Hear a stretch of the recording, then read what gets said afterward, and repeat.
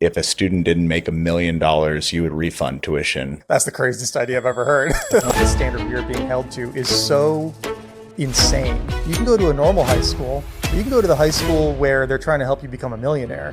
Which one do you want to go to? How do we destroy ambition? You are competing with the other students within this game of school. We all know it's sort of fake. Everybody has to come out of school, they're going to go straight on the factory line. The idea of a single teenager creating $1 billion business in the next 10 years, I don't think it's a question of if, it's a question of how many. It's going to happen. If we can unlock human potential as much as possible, as early as possible, that is really one of the best things we could do for the world.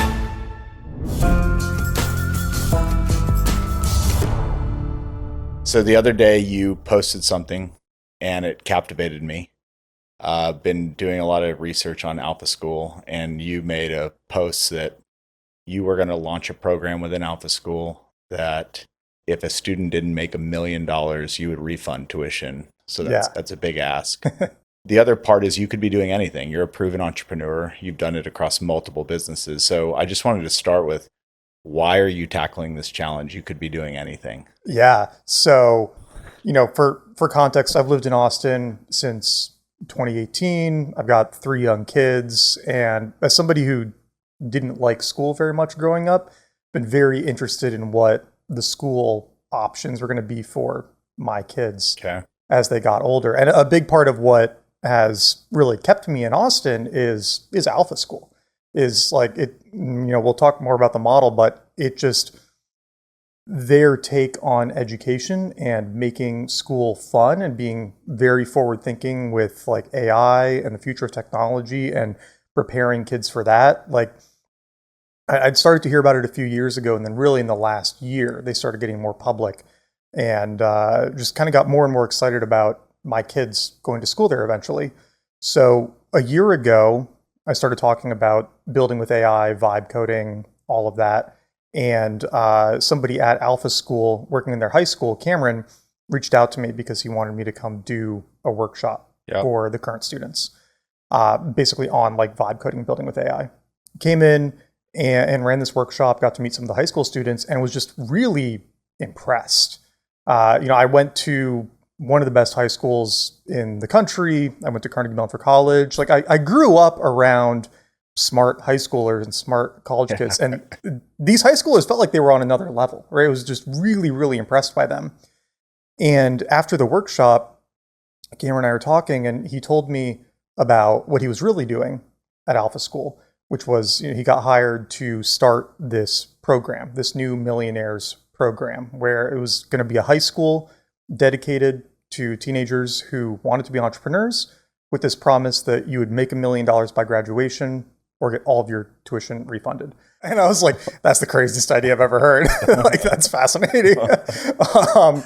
And so we started talking about it more. And he knew that AI was going to be a big part of that curriculum. And it's a big part of how it's possible, right? Because the barriers to entry for entrepreneurship and technology have come down so much with what one person with AI can do today, where 20 years ago, a bunch of teenagers starting $1 million businesses would have seemed pretty crazy. 5 years ago, it would start to be believable. And now in the last year or two, it's getting more believable each year, especially in the like build in public indie startup community. You see it. You've got people like Zach Yadagari, who built Cal AI while he was in high school and just sold that for $50 million. And you've got more of these stories happening where it's starting to seem less and less crazy. And as we were hanging out, Cameron eventually said, like, hey, here's who I'm thinking of hiring for the team. One of the people I want on the team is a really AI native entrepreneur, somebody who's been out there doing it, who can bring those personal stories to designing the program and working with the students. Do you know anyone? And I was kind of like, well, I kind of want to I want to do this. This sounds like a crazy challenge. I mean, and what a fun challenge. And I mean, yes, I could obviously continue doing my own thing.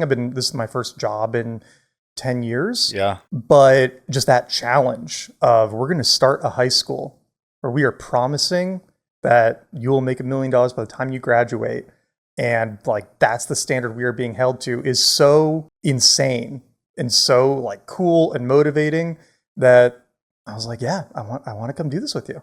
What are the difference between the high schoolers that you got to hang around growing up at these elite schools and the high schoolers you're seeing today? Like clearly you came in and you're like, I was impressed on a new level. Yeah. Can you describe like the difference that you saw? Totally. So I went to Choate Rosemary Hall for high school, which, and nothing against Choate. I think that was like the best education at the time experience of my life, right? I liked it. I thought it was even more valuable than college.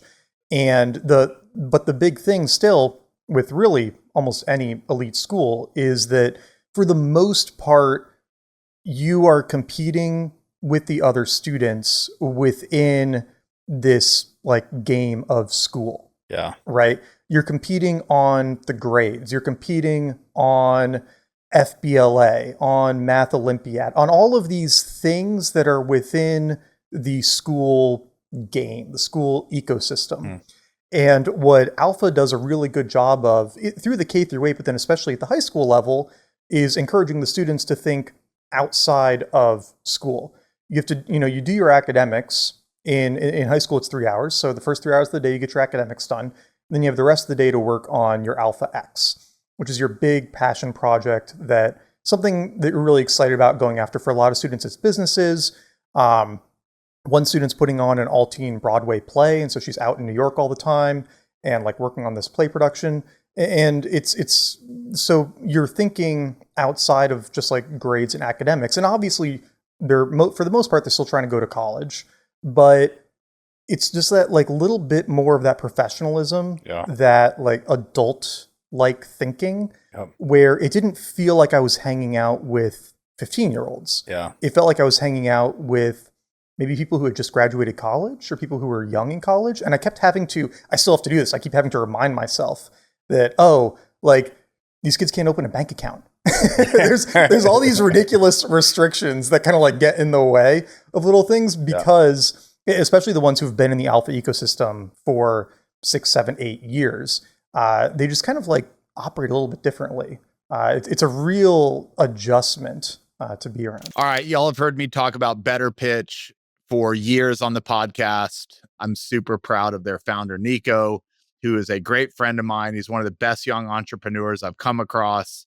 And in just 2 years, he's built an incredible company that is now rebranding as Collateral Partners. And honestly, it makes perfect sense. From single family investment decks to complete brand overhauls, ongoing partnership support to market research, they deliver institutional grade work that actually moves capital. Think of them as the difference between looking like a startup and operating like an institution. They're really your entire institutional marketing department. The team you wish you had in-house but can't justify hiring. Ex-Goldman directors who understand your business, ex-PE associates who craft your narrative, and world-class designers who make it all look effortless. Go check out collateral.com and mention the Powers podcast, and they'll give you a complimentary one-pager. Enjoy the episode.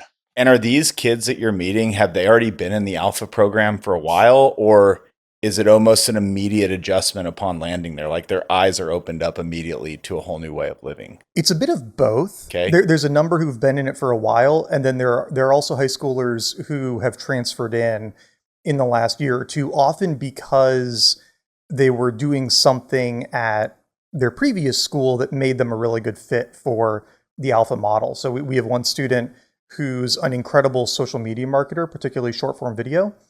And so he's doing all the short form video marketing for Al Pacino's new movie. And so he's going out to California all the time and like getting footage to like do marketing for Al Pacino. And he's 16, right? And he was doing this at his old school and trying to fit it in around like a normal academic schedule. And it was making him miserable. It was affecting his work. He was able to transfer in, and now he can kind of do his academics anywhere because he has that trust. And so if he wants to go to LA for a week to work on this, Alpha will buy his tickets, like schedule his Uber, everything to get him out there, get him on set. He can do his academics remotely using our software while he's on the go. And then he can really go all in on this like very cool experience that he's developed for himself. So basically, you're learning in real time the agency that high school kids have and their capabilities are vastly underestimated by the general public. Like we've kind of put them in a box that they're only capable of so much, and anything outside of that would just be a stretch of our imagination. And you're actually seeing that's just not the case. Yeah, and it's a very recent phenomenon. It's a very recent idea to think that teenagers need to be in this sandboxed environment.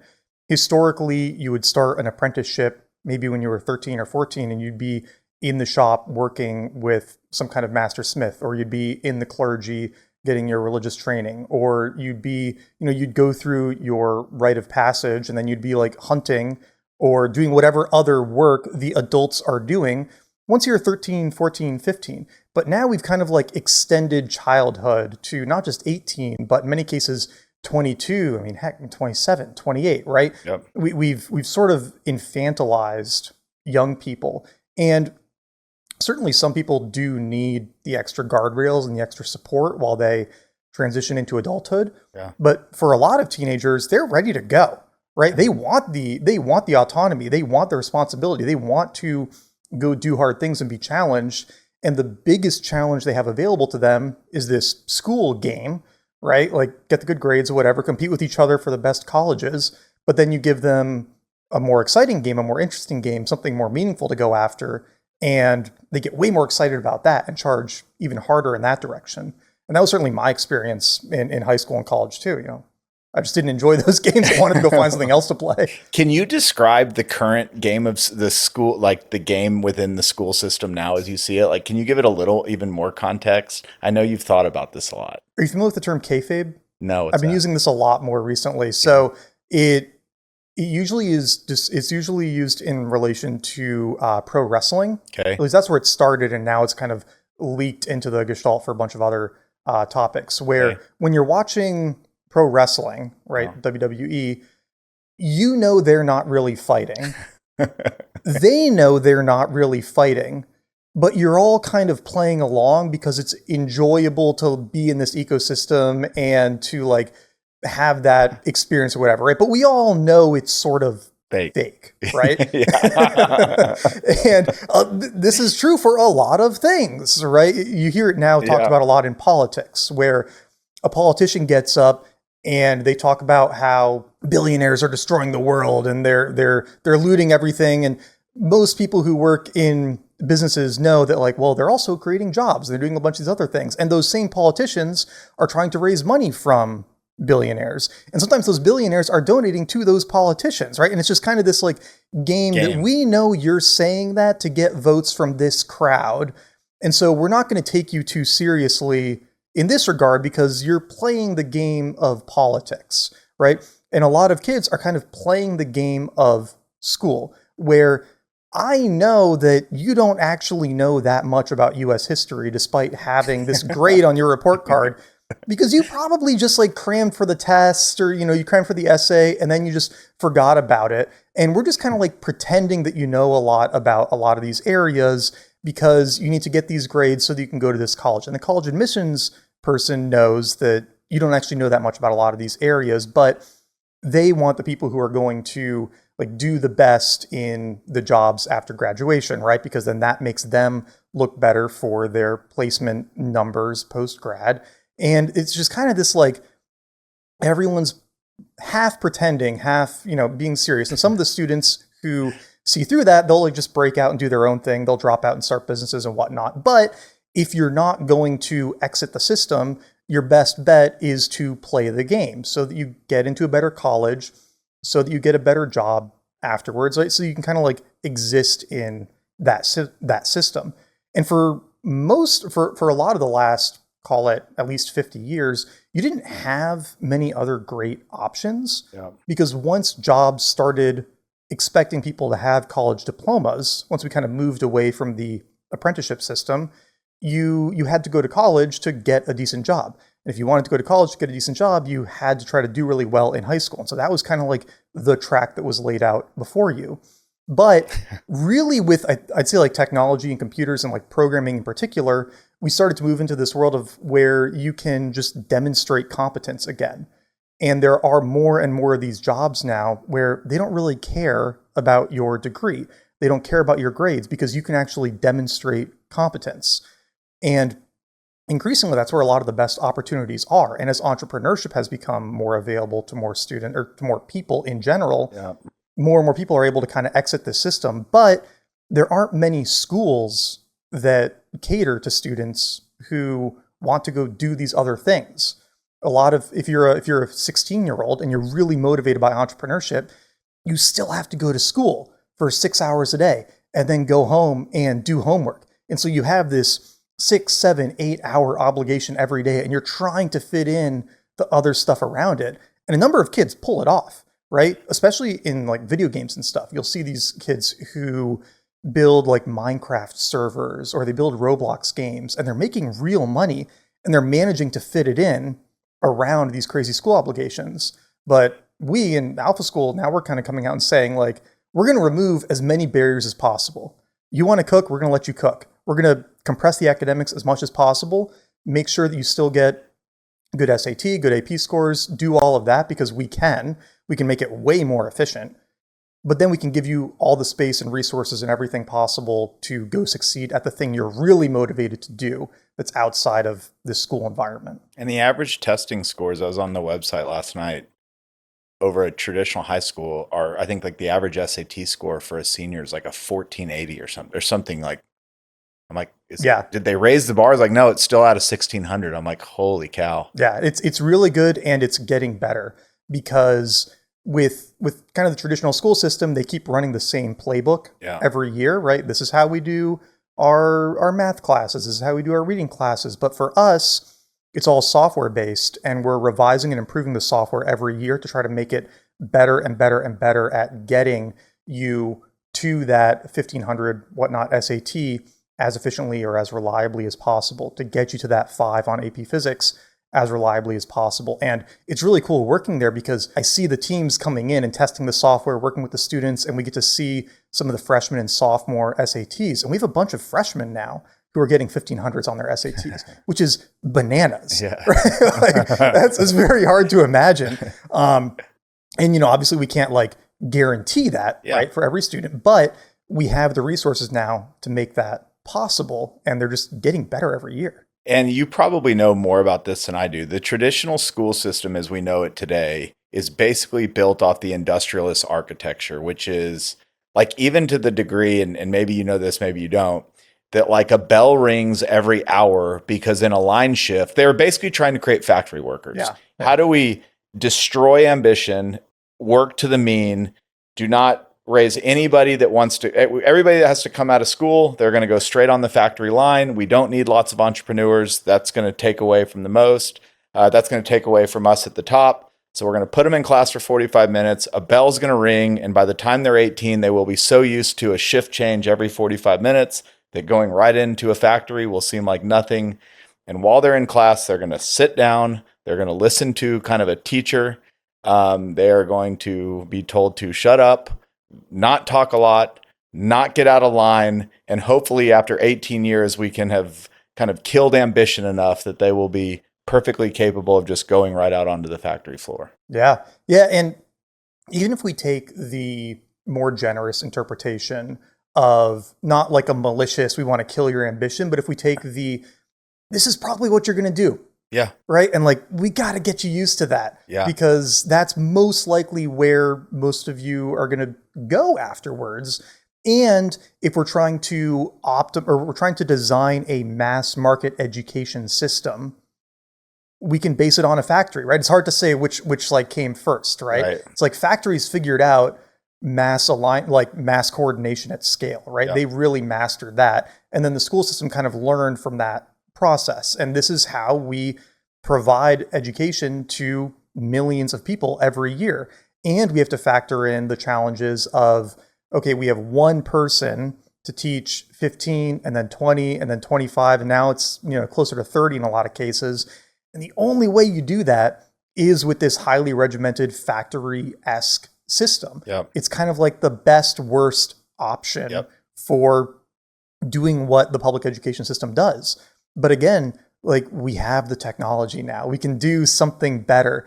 And it's really fascinating to see how many people just hate the alpha school model, right? Like, you're putting them in front of a screen for 2 hours a day.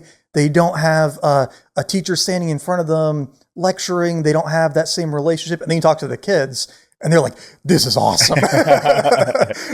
Like, I can just do it in 2 hours on my own schedule. And I don't have to wait for the slowest person in the class to catch up. And I can just run ahead with it. And to be honest, some kids come in a couple of years behind. Yep. And unfortunately, in the normal system, there's no real way to help them catch up. If they can get a tutor, they can get caught up. But if you transfer schools, or if you kind of like don't pay attention for a year, the system keeps going. You just move into 6th grade math, you move into 7th grade math, and you'll just start getting bad grades and doing poorly. No one's getting you caught up because they can't give you that individualized attention. And so you have a lot of students who think, oh, I'm bad at math, or I hate math. And the reality is, you're just a year or two behind. And if you get caught up, you might enjoy it again. You might feel good about it again, but no one's providing that. But when you have the really individualized software and instruction style, you can. Yeah, it's like, why are we doing multiplication now? It's like, oh, because it's October 1st. And the lesson plan says we start, it has zero to do with mastering anything that you've done before then. Exactly. And so we'll have students come in, even in high school, who need to go back to 3rd grade math. Because they need to get caught up on their multiplication and their division, because they can't succeed at algebra until they really master those fundamentals. And the crazy thing is, if you have a high schooler, you can get them caught up in elementary school math in something like 30 or 40 hours. It's not a huge amount of time, but a teacher's not going to take that time, right? But the software can. Okay, before we get into building the school, if I was to give my interpretation of knowing you as friends on X, is somebody who has mastered several things in different domains. Like, almost every 2 or 3 years, you're like the expert in X. For better or worse. For better or worse. And you were called to go to a workshop to teach people how to vibe code and use AI, which means it hadn't been around that long, which means you became an expert in that. Yeah. So before we get into how you're going to think about the program and building it, I wanted to just explore, how do you think about mastering something? Yeah. Like, what's your process for doing this? And maybe give a few examples of things that you've done. I mean, I've just always loved being on the frontier of whatever tech thing is going on. I just get so much energy out of that. And, when I was even like elementary school, I was obsessed with the video games. Yeah. That was my thing. That was my game outside of school that gave me the challenge and, satisfied that curiosity. And to me, learning the new thing and getting really deep into it, it just feels like a video game. It's very self-motivating. And I have managed to kind of build a career off of it, where I can just kind of like be plugged into X and tech and whatever. I can see some interesting new thing I want to go figure out, and then I can go figure it out and then make it more accessible to the other people who also want to figure it out or use it. And for me, that started with SEO, where I was in college. I knew I wanted to get into entrepreneurship. I didn't have a clear way in, but I was a philosophy major and I was a decent writer. And so I said, well, content marketing is kind of clearly a thing. And so my senior fall, I realized, like, okay, content marketing is my way into entrepreneurship. I started just reading every single thing I could, started practicing it every day, started a blog, started writing, and then was able to get my first internships and my first job off of the back of just doing it obsessively every day and trying to figure out, like, what are the levers that I can pull here to really succeed at this. And I think it's just like, this has kind of always been the process for me, is find the cool thing, start doing it obsessively, and then figure out what the like big lever I can pull is to accelerate as quickly as possible in this domain. And for content marketing and for SEO, a lot of it was just getting really good at the writing part. Yep. Where when I started my agency, when I started Growth Machine, our big competitive advantage was that we did not cheap out on the writing. We hired really good writers and really good editors, a lot of like MFAs, people who were very experienced at writing. And the actual like SEO mechanics were the easy part. That part wasn't that complicated. You could teach that really quickly. You couldn't teach good writing very quickly. That was hard. And so we could get these crazy results during that era of SEO because we could take great writers and then layer on the technical part. And the interesting thing about that from a business perspective too is that that had some of the best margins because these highly technical SEO people would charge these crazy rates and made it very hard to build a business off of it. But you could find a really great writer, you could basically double their salary, right? You could give them this huge leg up in their writing career while also charging a good amount on top of that because you were adding in this technical element that they didn't have. And so it created a really great business. And that was kind of the interesting lever at that point in my career.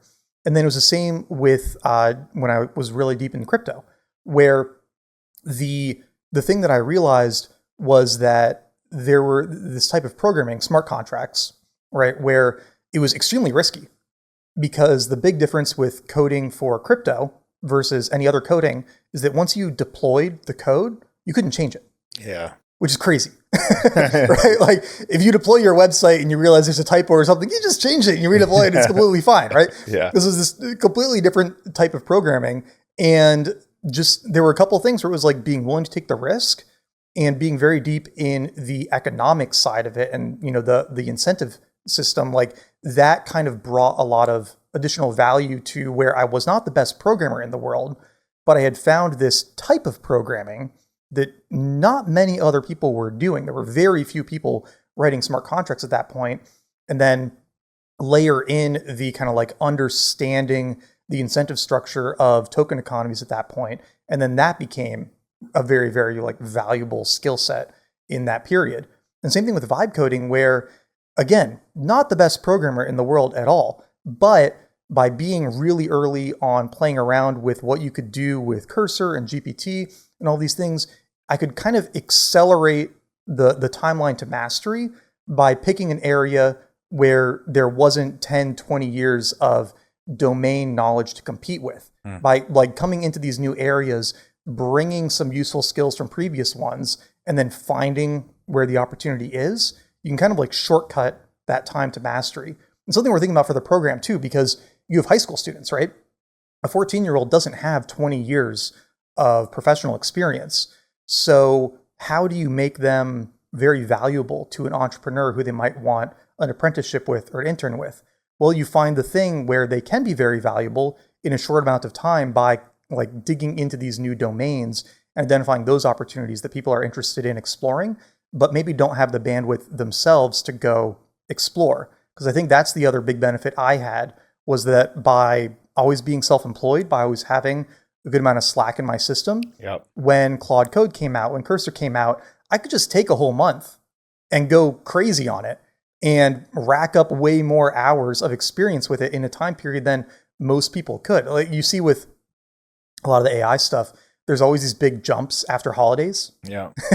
Because everybody gets the Christmas break to go play around. And they're like, oh my God, this is amazing, right? Yeah. I was kind of getting to do that all the time, all year. Yeah. And so I had this whole year to go crazy on all the vibe coding stuff that most people didn't have the time. And that let me get much further ahead than most of the other people did during that era. So if we took just the vibe coding, I feel like every time I get on X now, X can make you feel like you're falling further and further behind as you see these so incredible projects and everything's being released. And I know it's always somewhere in the middle. X can be sensational, but okay, just how your brain works. So you see this is a huge opportunity. Vibe coding's very early. What does your brain immediately think? Okay, I'm going to block out my calendar. Like, how do you, what does the first 24 hours even look like? How do you even know what you're going to work on? I almost never read stuff on how to do it. I just start doing it. Okay. And I think that helps because it just allows me to develop a kind of intuitive feel for what's going on, where the edges are. And I'm just naturally driven to learning through projects. Okay. And so I'll just pick something that I want to do and then try to do it with whatever the new thing is. And it helps, especially if it's a project I've done before. Right. Because I've picked up programming to different degrees on and off over the last decade. Right. And every time I've started by trying to do the same couple things. Like literally one of the first entrepreneurial things I ever did back in 2015 was this course called Programming for Marketers. And it was teaching basic JavaScript and automations to help you in marketing. I didn't know anything about marketing. I was partnered with somebody who did, but I did know enough of the technical stuff to help with figuring out how to do things he was doing with basic JavaScript, right? Really, I mean, stuff that would take 2 seconds to vibe code today that took days of figuring out back then. And so each time I picked up programming, I've kind of gone through some of the same exercises. And so I think that's part of what made me see the potential with vibe coding really early on, was literally 2 years ago when Cursor first became a thing. Nobody was really talking about it, but me and Dan Shipper from Every were texting about it a lot. And I was in Cursor, and it was buggy and it was frustrating, but I was able to rebuild my blog just by sending in prompts. And it felt like the most magical thing in the world. I was just like, oh my God, this is incredible. This is going to be the future, right? And again, nobody was talking about it, but by just trying to do something I had done before, I immediately kind of saw the potential there. And that just naturally breeds more ideas for more projects and things to try. And I'll really only go to, I never watch YouTube. I never watch. I'm shocked to hear that. Yeah. I thought you were about to tell me YouTube's taught you everything. No, I really don't do anything. I don't have the attention span for it. I can't sit down and watch a video. Yeah. If I have a very specific question, then I will try to find a video that answers how to do that one thing. Yep. But I generally find it's too slow, right? And I just want to be in there testing it, breaking things. And I think I generally have this attitude too of if I break something, it's going to be fine. Yeah. It's not going to matter. It's going to be okay. And, when I started in crypto, I started building these smart contracts, right? Again, pretty risky thing. And kind of immediately made a terrible mistake that let somebody steal $35,000 from me. Okay. Right? Not fun. Yeah. Not fun at all. Not great. However, by having that attitude of I'm just going to go and I'm just going to figure it out. I'm going to learn. I'm going to make some mistakes. I'm probably going to lose some money.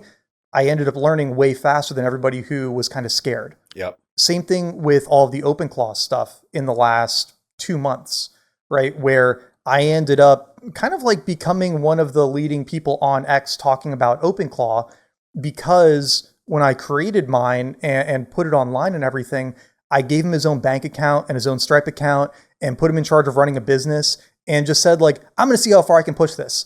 And maybe somebody's going to hack it and they're going to steal, what could now be hundreds of thousands of dollars from me. But I'm going to learn something and it's going to be an interesting experience. And kind of just having that attitude really shortcuts the learning process, because I'm not, if it was somebody else's money, I'd have a different attitude. I'm not doing this with Alpha School, obviously, Yeah. But for my own learning, I'm willing to take those risks. And I think that's where a lot of the education really happens. Okay. We cannot gloss over this. Yeah. You said the magic words. You said OpenClaw and I know. Okay. Again, so OpenClaw comes out. What is for the common folk, what is OpenClaw? OpenClaw is basically just a wrapper around all of the different AI APIs that we've had available for a while. Okay. So what's a wrapper? Yeah. Okay, let's walk it back a couple steps. Maybe a better analogy is that we've had these engines, Okay. which are the different AI models, Claude, GPT, Kimi, whatever, which are just engines you can use to power things. Okay. And OpenClaw was a new car you could put that engine in. Okay. And it happened to be just the car with the best handling and the best navigation system and the best little bits of built-in tech to wrap around that engine that anybody had put out on the market yet. And going back to being early and kind of being on the frontier of these things, the founder of OpenClaw, Peter Steinberg, he'd been publishing AI tools and open source projects for almost a year before he published OpenClaw. And I had actually used a few of them. So I was kind of already familiar with what he was doing. And I had been very interested in one in particular that he had done called Vibe Tunnel, which was a way to control Claude code from your phone. And it was really ugly and really buggy and really unreliable, but having been using Claude Code, which was just a way to make your AI write code for you on your computer, having used that a lot just at my computer at my desk and being frustrated that I couldn't do it on my phone when I was, out and about or in the bathroom or whatever. When he first released Vibe Tunnel, I was like, oh my God, this is the best thing ever. And so then later, when he releases OpenClaw, which is a way to make your computer do things from your phone, from anywhere, where it feels like you're just talking to another person using your computer, it immediately clicked. Where there was no like, why is this cool? Why is this interesting? Why does anybody care about this? It immediately solved these pain points that I had from 2 years of trying to code with AI. So what OpenClaw did was it kind of just gave you a way to give an AI full access to your computer. Kind of like you're talking to another person and saying, hey, go do this. And you didn't need to give it permission. You didn't need to give it a browser. You didn't need to give it very detailed step-by-step instructions. It just understood how to use your computer. And that was the real kind of like magical unlock there, where it immediately allowed me to do all these other things that I kind of wanted to do before, but had gotten bottlenecked on. And when you say use your computer, is the beauty of it because your computer already has all this data in it about you, or it could be any computer? When you say talking to a computer, does it have to be one that's like my laptop that I've been on for 6 years that's got tons of my stuff on it? Does that make it more valuable, or just the fact that it can man a computer on its own? Both.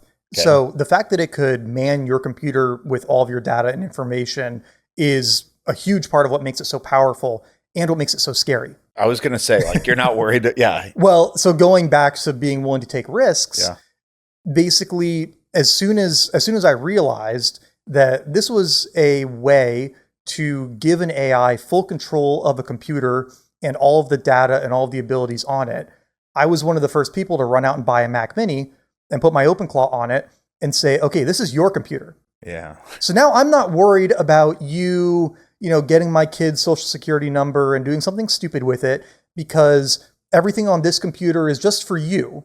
But now I can kind of fearlessly give you full reign of it and just see what happens, right? And just push this to its limit. And so by kind of creating that safe sandbox, I could start playing around with a lot of things that other people were a lot more worried to do because they're worried about their data, their email, their bank account, all of that stuff getting leaked. Okay, so what did you tell your OpenClaw to do? Well, so I mean, it started with, okay, I was trying to build this AI app, and so I started using it like Vibe Tunnel. I started using it as, okay, you can write code for me, you can manage coding agents, and so now I can just text you from my phone, and you can be writing code for me 24/7. And then it kind of made me realize, like, okay, well, now the issue is that I have to tell you to do things.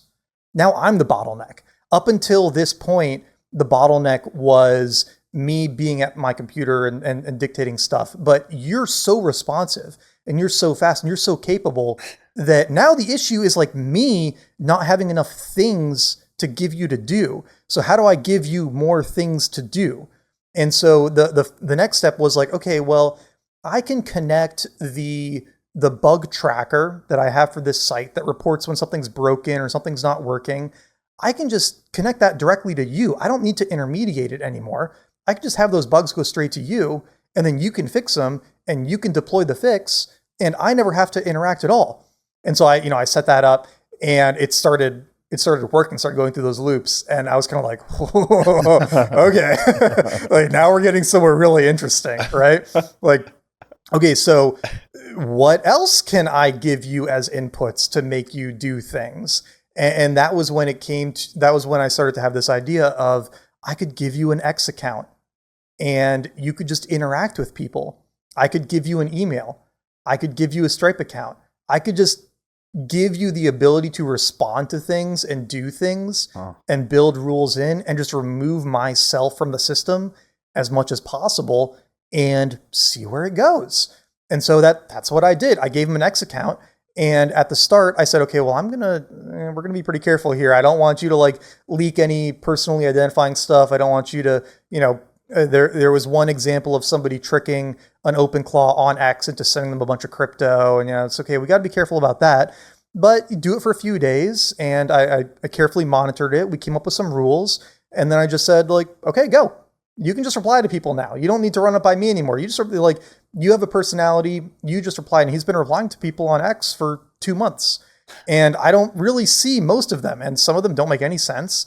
But every now and then there are these strokes of brilliance too, where I'll see a reply and go, that's kind of creepy. Like, that's weird that you had such a good reply there. And the same thing with giving him an email and saying, okay, if a customer emails you because they're pissed and they want a refund, you just go to Stripe and you refund them. Well, you just jumped. Okay. He has customers? Well, okay, yes. So when I gave him the X account, the next thing that I said was, I want you to make money. Like, I want you to launch a business. And I'm going to go to bed, and you think of a product that you could create and launch with no intervention from me, get it up, and I'll review it in the morning. And so he made a PDF basically of how to set up an OpenClaw and how to give it more autonomy than most people did. He built a website, put the PDF on the website. He got all the Stripe stuff set up. He just needed me to give him the right API keys in the morning. And so when I woke up and opened up Telegram, he was like, all right, everything's good to go. I just need this API key, and I need you to review the PDF that I made, and they'll be ready to launch. And I gave him the API keys. I didn't look at the PDF. I was like, that is your product. I am not going to review it. If you feel confident that it is good, oh my God, then you publish it. And he did.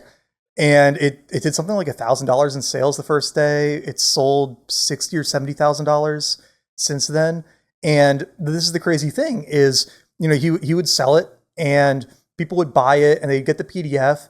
And the first week or so, I started seeing a couple things on Twitter that people weren't super happy with the product. And he eventually messaged me on Telegram where he was like, hey, I've gotten a few emails recently of people requesting refunds, because I had this daily thing where I was like, every night, I want you to review everything you did that day. And then the next morning, tell me one way we can improve your business, improve your operations, so that you keep getting better without me, checking every single step of the way. And one morning he was like, a few people have asked for refunds because they don't think the quality is good. I said, okay, well, make it better. And, he took all their feedback, created a version 2, sent it to everybody who had bought it. And he's done that 3 or 4 times now, where the tech advances and he still has old notes in the PDF. And a couple people asked for refunds, or, they say it should be better, and he just makes it better and publishes a new version. And eventually he built out a much bigger product, which is like a marketplace for skills and OpenClaw personalities. I haven't touched the code once. I haven't even really looked at the code. He built 100% of it himself. And we came up with the idea together. He didn't, completely come up with this on his own. But I said, like, this is your product. Like, you make it, you publish it, you handle the refunds, the customer support, and all of it. And to be clear, some of the stuff he's done just hasn't worked at all. Yeah. Has been like a mess, right? This hasn't been like magic, internet, money, sunshine and daisies. Like, a lot of stuff hasn't worked, but way more has worked than I would have expected. And I think it just goes back to like being willing to take those risks and seeing where it goes and how far we can push it. And again, it kind of like, this is like a crazy tie back, but it's sort of like the high school thing. It's like, if you just remove a lot of the guardrails and give more autonomy than you're comfortable with, you'll often, it won't be perfect, but you'll get way crazier results than you might have expected if you were really scared and guarded and conservative about everything all the time. All right. So you've accepted a job to build this entrepreneurship program. Yeah. Are you building this from absolute scratch? For the most part, yeah. Okay. I mean, no program like this exists in the world right now. There are obviously startup accelerators, right? Y Combinator, who, they'll take a business that's started and they'll help pour gasoline on it. Yep. There are college entrepreneurship programs, which if you're like an entrepreneurship major in college, it's kind of a red flag, right? Because you're not learning that in a lecture, right? Yeah. So I was in my business school originally, and I dropped out into the philosophy program because I realized the business program wasn't going to teach me anything about entrepreneurship. I had to go learn it on my own. You have these high school clubs like FBLA and DECA, but you're kind of like playing startup. You're playing entrepreneur. You're trying to win these competitions. They're not really teaching you how to like go build a business. Yep. And there are shorter boot camps around entrepreneurship or building a product, like building a software, whatever. There's no high school that says we're going to give you 4 years of mentorship, guidance, resources. We're going to compress the academic day as much as possible and then give you 5+ hours every single day of mentorship, guidance, resources, everything you need to build a business. No one's done this. And so we do kind of have to figure it out from first principles. There's a lot of like great stuff we can lean on. Obviously, we're talking to tons of entrepreneurs about how did you get started, right? What worked for you? How do we shortcut this process? Learning from our own experience. But it is a lot of like, we have to figure it out from scratch. And we can't really figure out a lot of it before it starts because we have a plan, we have ideas, we have some structure on what the program is going to look like. But a certain amount of it's going to go out the window when all the students show up, and we have to be really adaptive to their needs and a little bit of build the plane in flight. So it's a crazy challenge. Okay, so what are some of the biggest early things you're thinking about to make sure you're directionally on target? So a couple things really stand out. One is what are the main reasons that a high school student would fail? Okay. To make $1 million by graduation, right? It's kind of like the Charlie Munger inversion, right? Like I want to know where I'm going to die so I can just not go there, right? It's like, okay, why would they fail? And when you ask that question, a few things immediately pop out, right? One is spending too long on the wrong thing. Okay. Because a really easy trap, and almost every entrepreneur tells this story of when they started out, they just started building a product and started thinking about the product, and they made all these plans, and they hacked on the software, and they had meetings, and they made decks, but they never talked to a customer, right? They never tried to sell. They never tried to get money.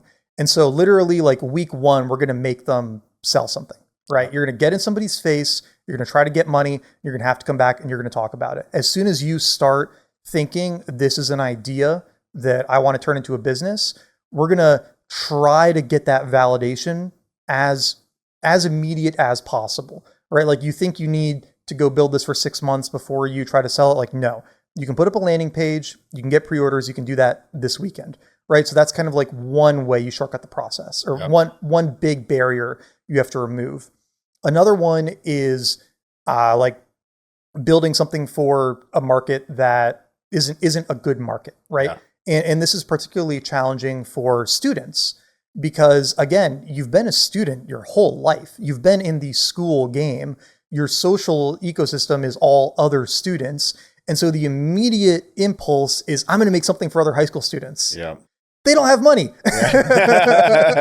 They're probably not the best people to like go build something for. And unless you have like a Zuckerberg, Facebook building for other college students, like that's probably not the right market. So we need to get them out of the school mindset as quickly as possible. Okay. And so one, they're going to get that from just being in this ecosystem, being with us, being with the like roster of mentors and people who are going to come through and talk to them.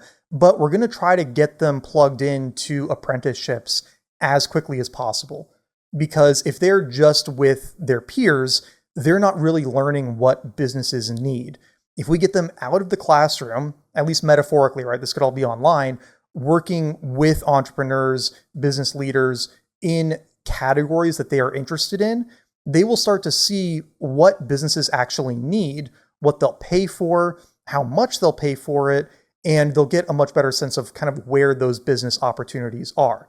But then you get to the next problem, right? Which is, how do you make a 14-year-old interesting as an apprentice or as an employee for a project to a successful entrepreneur? Because we don't want charity.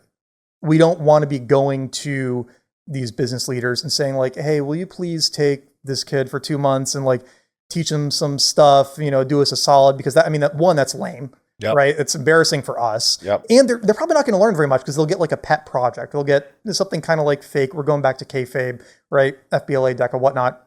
And so we need to say like, okay, well, how do we give you valuable skills as quickly as possible so that you can go do something useful for somebody who could use these new skills that you have. And so, we probably can't teach them and certify them to do like SOC 2 compliance as a 14-year-old, right? Like that's not going to be a good fit. But if we can teach them, if we can say like, okay, here is this menu of skills we can help you get quite good at in a month or two. Like, let's pick a couple of them. We're going to give you a really aggressive boot camp in getting excellent at this. And then we're going to help pair you with somebody who's looking for that skill set. And this could be a bunch of things, like the vibe coding and AI building is a big one, right? Because somebody might have an idea for an app or product that they want to test. They need somebody to build it. They don't want to go find an engineer. But a 14-year-old who is deep in building with AI can probably learn how to build a version of that in a month or two, especially if they have somebody who is like telling them what to go build. So like that's one skill. Another would be anything around like video production, short form videos, like doing social media marketing, those kinds of skills that a lot of high schoolers today are already doing. And so, that could be another one. There's plenty around like copywriting and email marketing and automations and building out like retargeting funnels and things like that you can kind of teach somebody that doesn't require a huge time investment or years and years of experience to become valuable. And so, we're kind of like working back here where we're saying, okay, if we can bring you all in, we can give you this boot camp at the beginning of freshman year to get you to a hireable level at a few of these skills. We can match you with apprenticeships with people who you look up to in domains that you are interested in. And that is going to give you the business experience and awareness to then start to get a better sense of what you might want to go build yourself. And so by the end of freshman year, they don't need to have like necessarily found the thing that they are going to work on for all 4 years. As long as they have gotten into the habit of building some of these skills, building those relationships, starting to test these ideas and seeing if they have legs or not quickly, not over the course of a year. And ideally they will have found something. We have a target for the amount of revenue we want our freshmen to hit by the time that year is over, but we'll have a pretty good sense as freshman year goes on of like, are you locked in? Are you doing it? Are you getting through these cycles? And we've been testing bits of this with the current high school students. And it's pretty amazing how quickly you can get somebody to start going through that process, especially once they get out of the high school bubble and once they realize that they know things that are valuable to other people. Okay, so freshman year is get some basic skills, which y'all will have a menu of them. Yeah. You talked about a few, but I'm sure there's more. Is there any more? Yeah, I'd have to go look at my document again. We've got like there's visual stuff, right? So a lot of like design type things. So students are more interested in that. There's obviously all the engineering.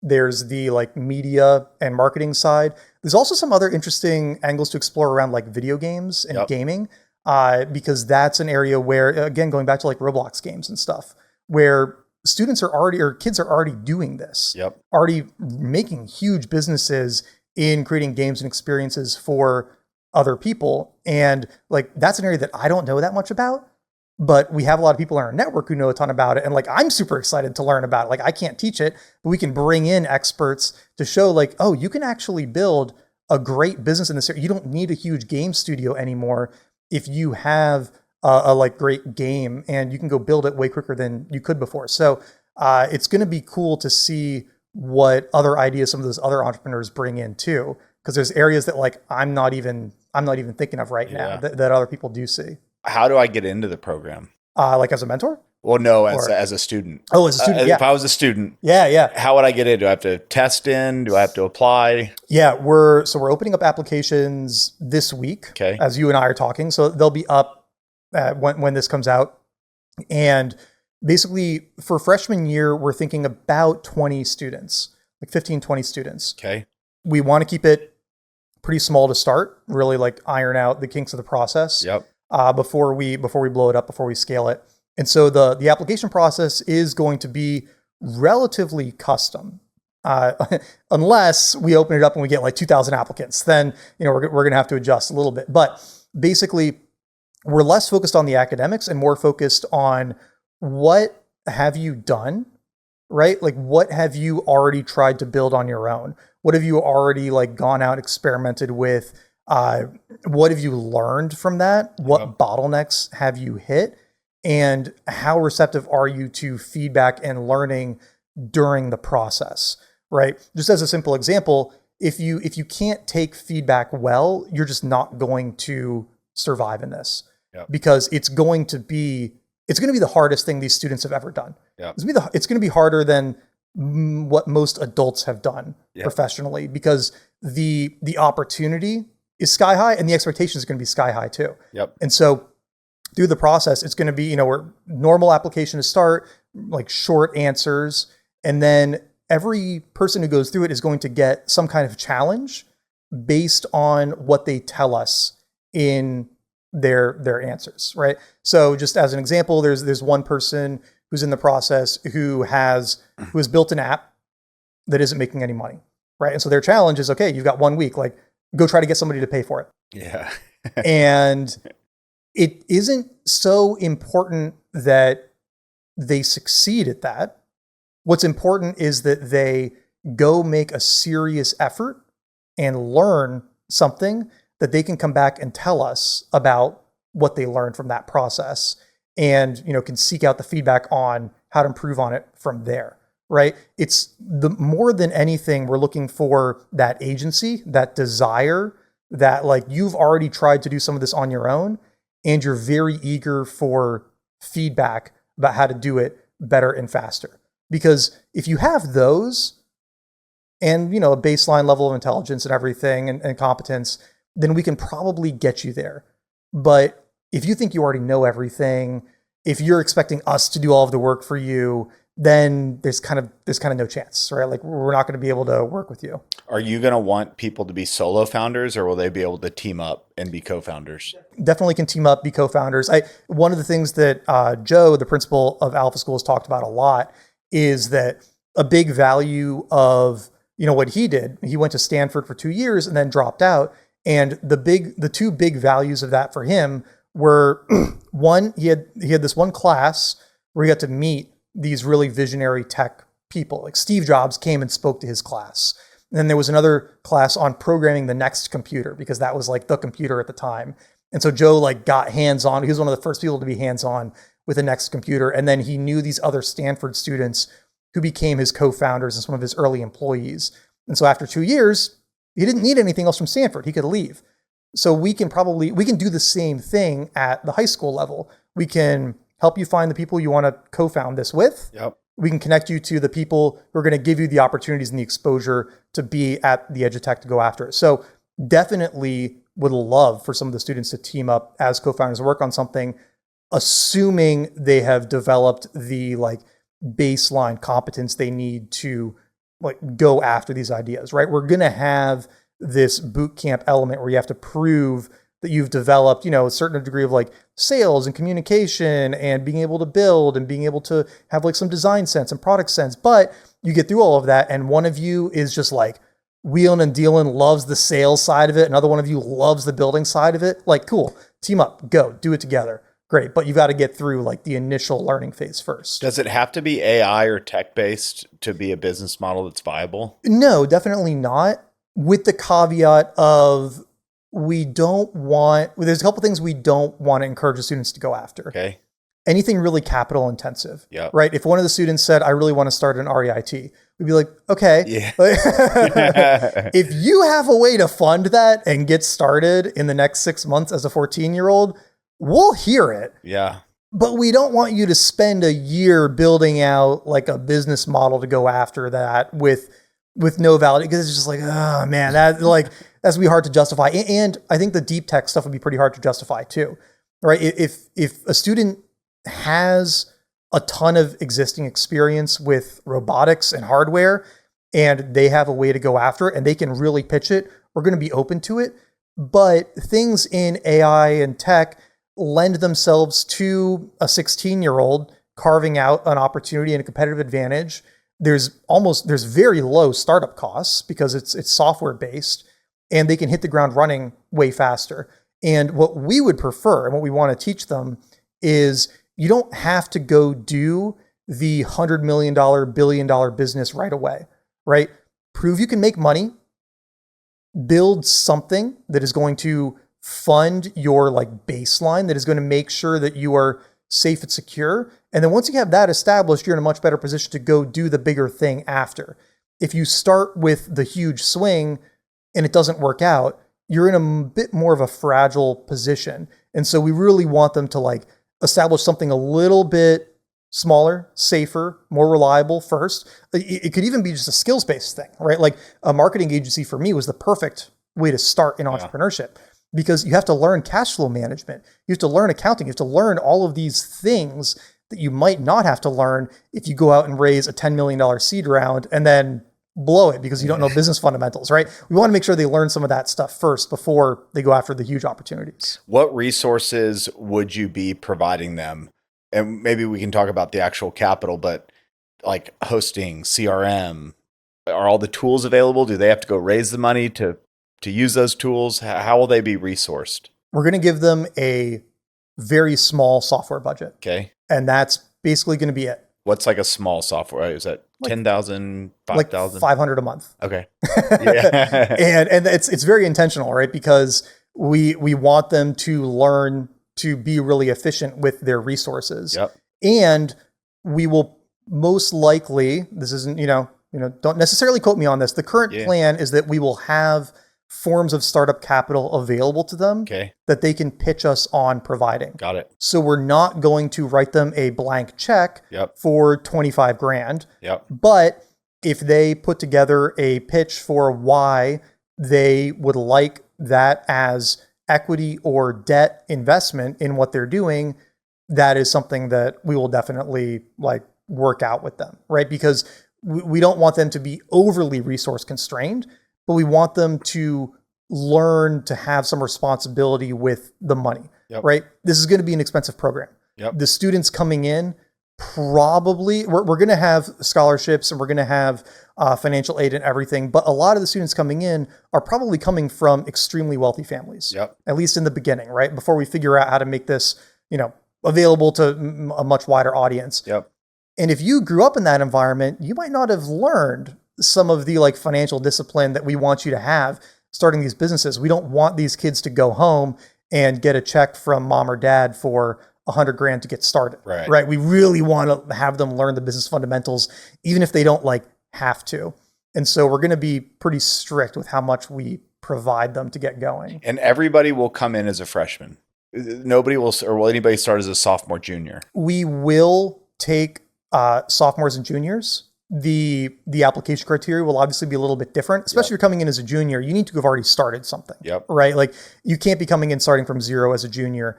And we're going to have this guarantee, right? And there's caveats to it, right? Like there's things that we have to work out with the lawyers and whatnot, right? But generally, if you don't hit the $1 million by graduation, the goal is to be able to just refund you your whole tuition. That will only be available to freshmen. Right. Because if you come in with only 2 or 3 years, we can't like make that same kind of promise. But it'll probably be like most people come in as freshmen. But if you're established as a sophomore, junior, and you want to come in, like we would love to have you. And it's net million or gross million of revenue? Gross profit. Okay. So definitely not revenue. Because then it's like, I spent 5 million on ads and I made $1 million. Right? We don't want that. But we also don't want to disincentivize, or we don't want to create problems with like reinvesting in the business or, paying yourself, things like that. So again, like there's going to be little details we have to work out, but it'll basically be gross profit. Okay. Before we started, you said I'm moving to New York in a couple of weeks. So by the time this launches, you will be live in New York. This episode, why are you going to New York? It just feels like that's where the best market is for this program. Okay. It's going to be $150K a year. Okay. It's going to be the most expensive high school in the country. And there's a bigger market for that in New York City than there is in Austin. Okay. And we will bring it to Austin. It's definitely going to be in Austin as well. But for year one getting started, we've been testing out the market in both cities, and just far and above for this kind of program, the 2 best cities to do it in are New York and San Francisco.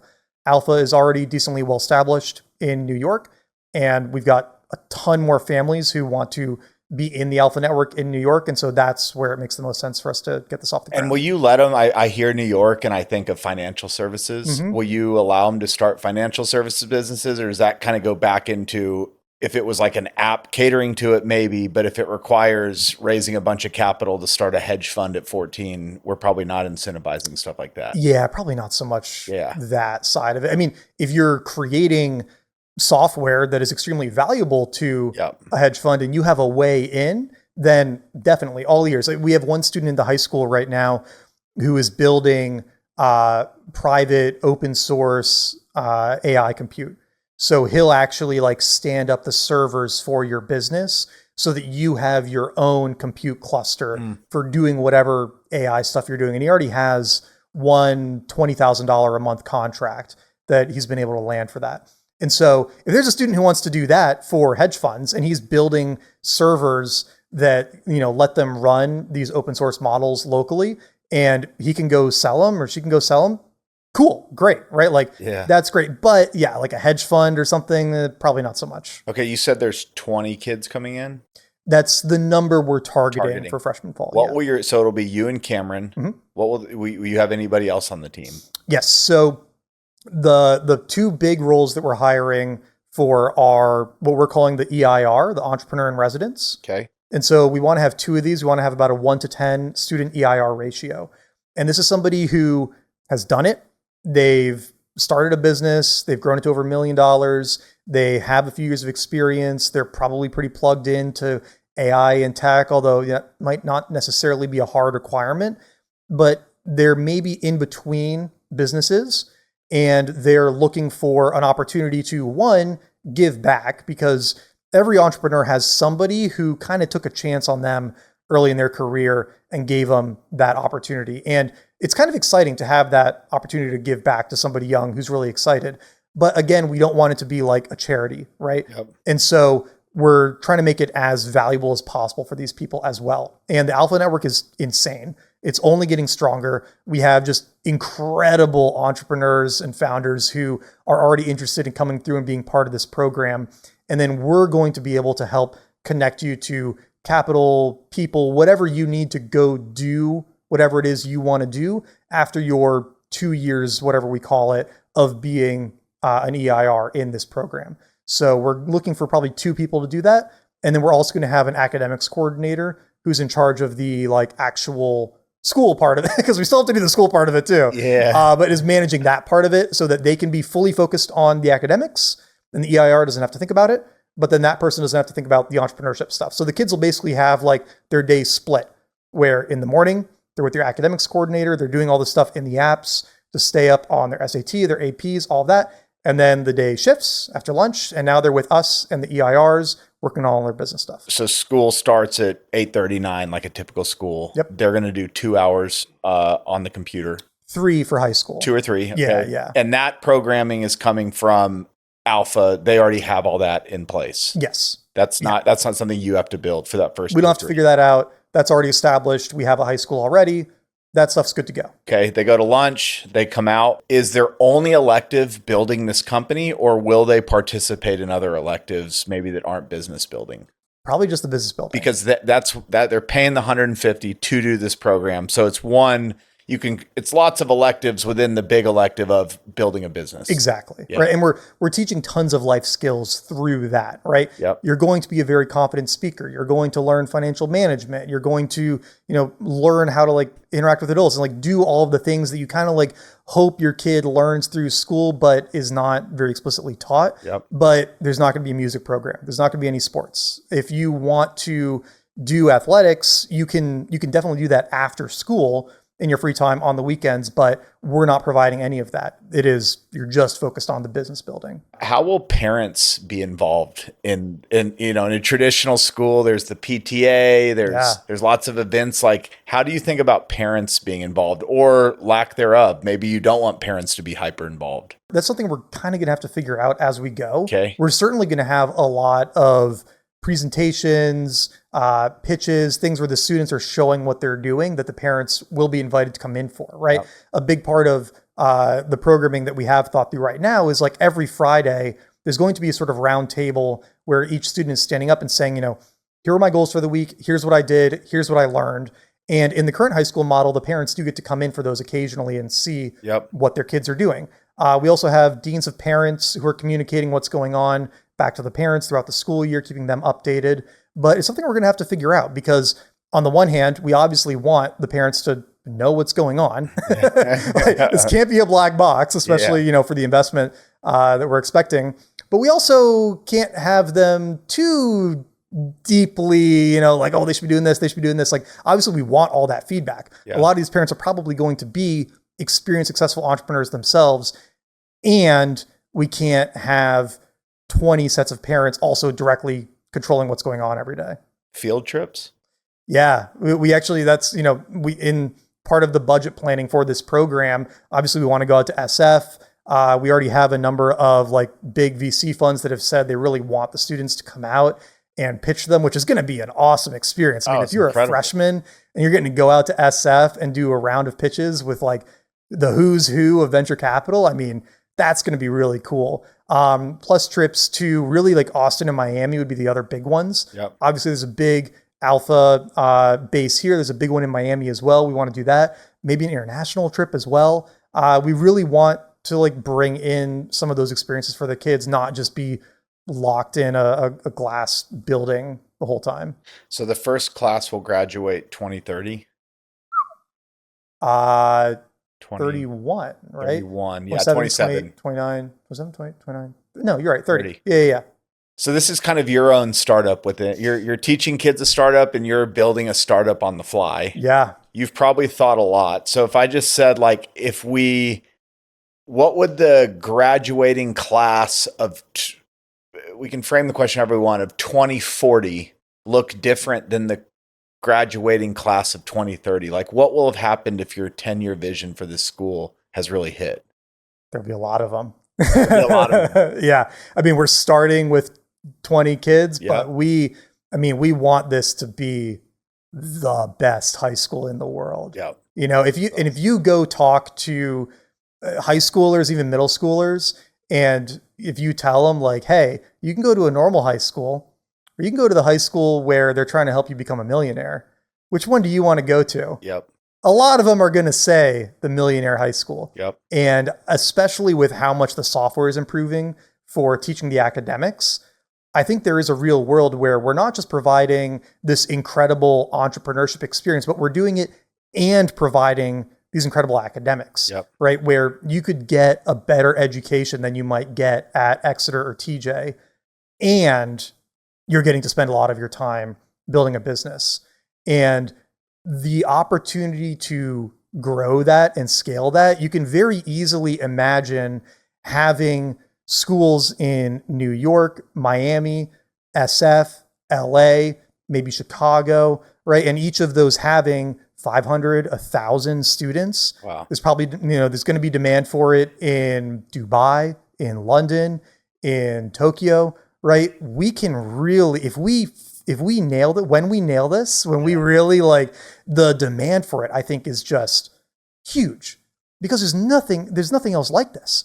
And Alpha has done such an amazing job of figuring out the AI driven education that Alpha's so far ahead of the other people who are trying to do it. And nobody else is trying to offer a high school like this right now. Yep. Like we really have this cool opportunity to get after it. And so 2040, all of our crazy goals get hit, maybe across all the campuses in the world. What would that be? If we divide like it could be 2,000, 3,000 students graduating, could be more. I mean, that would be crazy. And if you look at how many teenage millionaires there are today, or how many kids who aren't in, who don't have ultra rich parents who like set something up for them, right? The kids who like go out and start a business and hit that goal by 18, it's not many, right? It's maybe a few dozen per year. Yep. Most of them could be coming through this. We could 100x that number by giving these kids the opportunity to do it, by getting out of their way, giving them the resources, mentorship, and guidance they need, and really kind of showing people that, hey, teenagers are way more capable than everyone's giving them credit for. You remove these fake games, you let them go after what they're most passionate about, you kind of like take off the training wheels. And I think we're going to be really impressed by just how much these kids are capable of. Well, keeping the older listeners on their toes, and like you're going to be seeing it in real time. It used to be you had to mature into making all the wealth. Yeah. And what you're kind of framing, especially with these kids that are going to be learning AI if you're in alpha school, you're learning it in second, third, fourth. You're basically going to have these equipped kids. You might start seeing billionaires come out of high school in not too long. And I don't know what that does to the older generation, but it is a wake-up call that these kids are going to be more equipped than ever before, and not by a little bit, by magnitudes of what we've ever experienced kind of while we've been a civilization. Yeah. Yeah. It's, just even going back to the OpenClaw conversation, right? Yeah. And me setting him up with a Stripe account and a bank account and an email and the ability to deploy a website and make a website, that might have been a 5, 6, 7 person company 5 years ago, 7 years ago. And now there's like half a person in there, right? It's just me sitting off commands and a lot of it happening autonomously. And that's today. You couldn't do that with AI a year or two ago. So what are you going to be able to do in 4 years? What are you going to be able to do in 10 years? The idea of a single teenager creating $1 billion business in the next 10 years, I don't think it's a question of if, it's a question of how many, right? It's going to happen. And, I obviously we're not going to start making that promise. That would be a whole other thing, but that's the world that's coming. And we're just trying to be ready for it. We're trying to give any student who wants to try to be that teenager, it's like, this is where you come, go after it. And we're going to help you however we can. I think you said it on X, or it showed up somewhere, that you basically just got to watch them. OpenClaw was down for like a day. And you got to watch these students try and do workarounds or hack to fix it. Can you explain what that day was like and what you saw immediately from them? Oh, it was so cool. Most of us have been using OpenClaw with Anthropic's Claude API. Okay. And then Anthropic said, nope, we're shutting that off. You can't do that anymore. With the $200 a month subsidized plan. You got to start paying for all your usage, which for me, that would go from $200 a month to $200 a day. Okay. That's a lot. It's a big, And my OpenClaw is maybe one of the only public facing ones that can justify that cost. For 99% of people using it, that was just the death knell. and so all of the students, because a bunch of the students have them and have been playing around with them, they all get into Slack and they start messaging each other about the workarounds they're playing with to try to get the old subscription back. And within a few hours, somebody had figured something out where you could kind of reroute the request through a proxy server running on your computer to kind of trick Claude into thinking you weren't using OpenClaw, but you really were. And then they were all back online for another day. And then Claude figured that out and they had to go back to the drawing board. But a number of them are much better at this than I am. Right. And that's kind of a crazy experience too, because I did the first OpenClaw workshop at Alpha and I helped get a lot of these students going.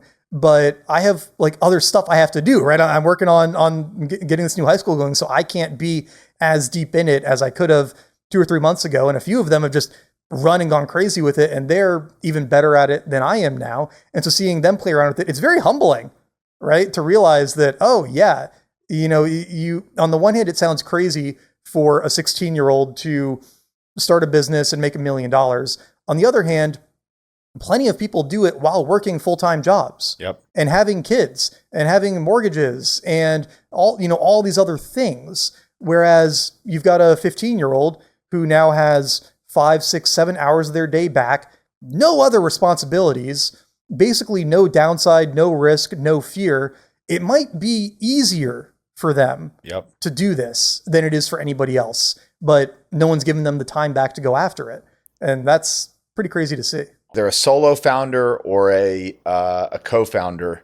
I'm just thinking, okay, if you're a sophomore, let's say somebody really gets some traction. Are they going to be, I'm assuming over that 4-year program, they're going to learn how to recruit and the value of recruiting and team and building a team and leading a team. Do you see them being able to actually recruit employees while they're going through the program? I think so. Or will the goal be stay a lean 1 or 2 person organization that can still make a couple million and then spread your wings once you get out of here. No, we would, if they get to the point where they need to start hiring employees, we're going to do everything in our power to help them do that. Okay. And obviously you run into challenges again, right? Like, can a 16-year-old can't sign an employment agreement, right? They need to have a chairman or something. Exactly. Yeah. We're going to have our lawyers very busy. Like, obviously the parents are going to have to be involved. The parents have to open the LLCs. There's all these little things we have to figure out. Yep. But the last thing we want to do is say, no, you have to go slower. Yep. Right. We're going to figure out how to help them do whatever it is they need that we can to help them keep going. Okay. And you do already have versions of this that happen, right? You've got crypto founders who are under 18 who start these crazy businesses, and they need to figure out workarounds to like hire and employ people. We have one student right now he's a senior, but he's out in SF and he's raising money and he's got like a real startup that he's doing. And, it's a consideration for him too. And so we definitely would not want to slow them down. We want to figure it out. And maybe it would be weird to work for a 16-year-old, but if they are acting like an adult and they're as experienced and as educated and as successful as other adults you've worked with, it might be less weird than we think.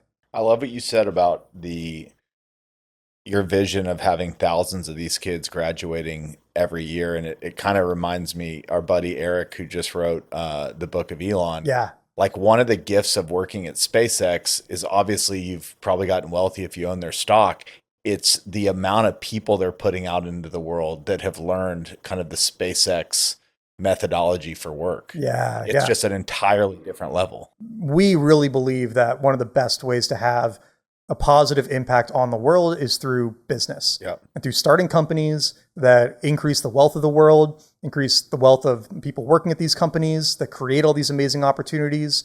And if we can unlock human potential as much as possible, as early as possible, that is really one of the best things we could do for the world.